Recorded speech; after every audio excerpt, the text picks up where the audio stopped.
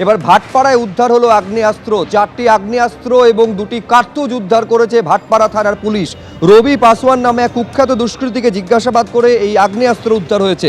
দেখতে পাচ্ছেন ছবি, 4টি আগ্নেয়াস্ত্র এবং 2 রাউন্ড কার্তুজ উদ্ধার হয়েছে।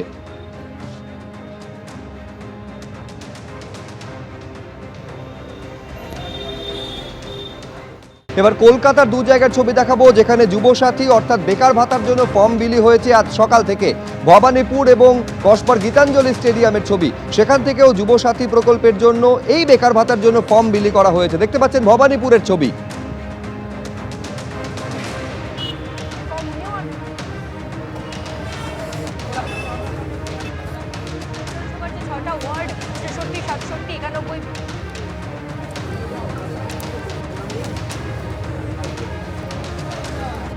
নাম নথিভুক্তকরণ হচ্ছে এবং তারপর এই রেজিস্ট্রেশন ক্যাম্প থেকে বেকার ভাতার জন্য যুবসাথী প্রকল্পের জন্য ফর্ম দেওয়া শুরু হচ্ছে। যাবতীয় যা নথিপত্র যাচাই করার পর এই কাজ করা হচ্ছে।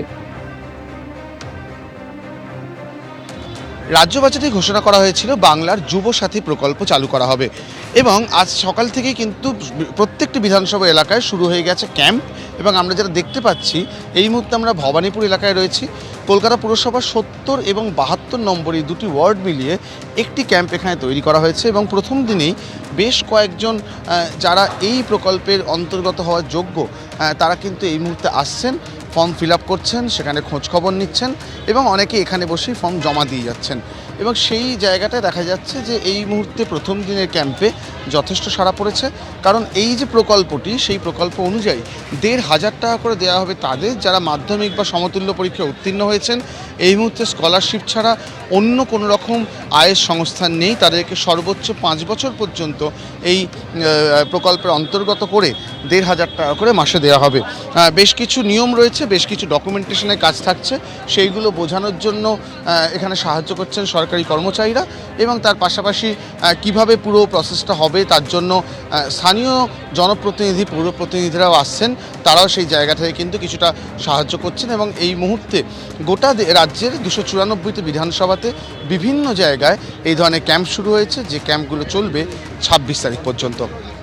ক্যামেরা অতনু কুণ্ডুর সঙ্গে অরিচিক ভট্টাচার্য, এবিপি আনন্দ, কলকাতা। প্রথমে এটা বুঝলাম যে আচ্ছা, যাদের এখনো চাকরির কোনো সংস্থান হয়নি তো তাদের জন্য এটা অনেক ভালো যে অন্তত আমরা কিছুটা সোর্স অফ ইনকাম এইভাবে পাবো যে পরবর্তীকালে এই টাকাটা দিয়ে হয়তো আমরা কোনো কোর্স করলাম, স্কিল ডেভেলপমেন্ট করতে পারলাম, আমরা এইভাবে কাজে লাগাতে পারবো।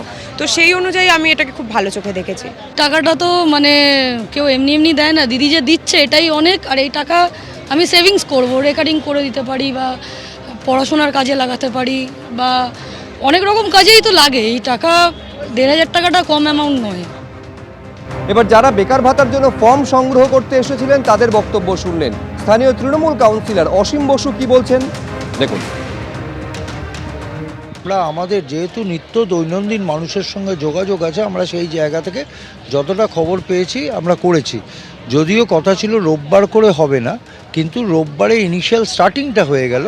এবার কাল থেকে ফুল ফ্লেজেড হবে এবং অ্যাট দ্য সেম টাইম আমরাও বাড়ি বাড়ি গিয়ে যারা আছে আমরা জানি পাড়ায় তাদেরকে বলবো, তারা ইন্টারেস্টেড তারা আসবে। রাজ্য সরকারের পক্ষ থেকে যখন এটা করা হচ্ছে স্বাভাবিক কারণে প্রত্যেকটা মানুষকে আমরা চাই দল ও মত নির্বিশেষে, কে কোন ভাষায় কথা বলে, কে কোন কি খায়, সেগুলোকে সব সরিয়ে রেখে সবার জন্য এটা 21 থেকে 40 পর্যন্ত তারা আসতে পারেন। তারা নিজেদের ফর্ম নিয়ে ফিল আপ করে জমা দেবেন এবং স্বাভাবিকভাবেই যুবসাথীটা তারা গ্রহণ করতে পারেন। বোলপুরের বিডিও অফিস থেকেও যুবসাথী প্রকল্পের জন্য ফর্ম বিলি করা হচ্ছে। আমি সরাসরি কথা বলবো, ভাস্কর মুখোপাধ্যায় আমাদের প্রতিনিধি সেখান থেকে রয়েছেন। বিকেল 5টা পর্যন্ত ভাস্কর এই ফর্ম বিলি করা হবে। তো প্রথম দিনের শেষ লগ্নে ছবিটা কিরকম, উৎসাহ কিরকম দেখা যাচ্ছে?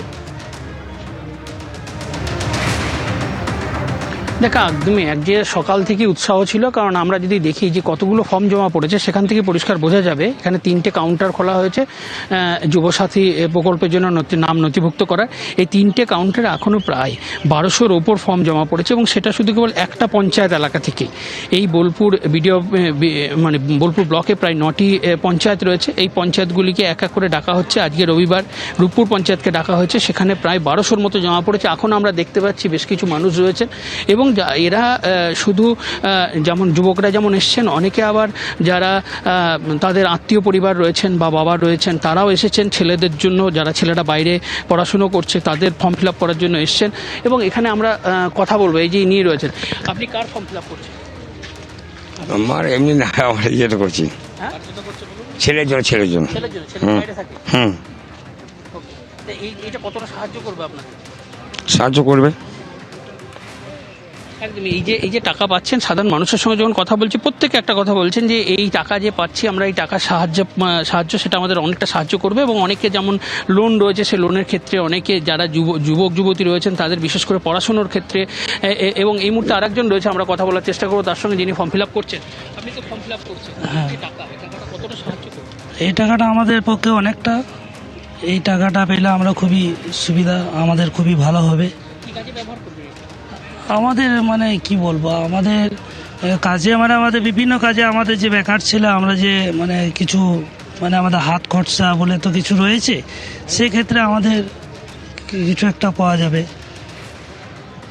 এখানে দেখা যাচ্ছে যে হাত খরচা যেমন রয়েছে সেরকম তারা বলছেন, অনেকে বলছেন সেভিংস করবেন, অনেকে বলছেন যে এই টাকা দিয়ে তাদের মোবাইল যে পরিষেবা অর্থাৎ ইন্টারনেট পরিষেবা, বিশেষ করে এখন পড়ার জন্য যে এই ইন্টারনেট পরিষেবা লাগে সেই টাকা তারা খরচা করবেন। তাই বিভিন্ন জনে বিভিন্ন মতামত রয়েছে, কিন্তু একটা জিনিস খুব পরিষ্কার, এই টাকা পেয়ে যুব সমাজের সুবিধাই হচ্ছে। ধন্যবাদ ভাস্কর। এবিপি আনন্দ, এগিয়ে থাকে, এগিয়ে রাখে।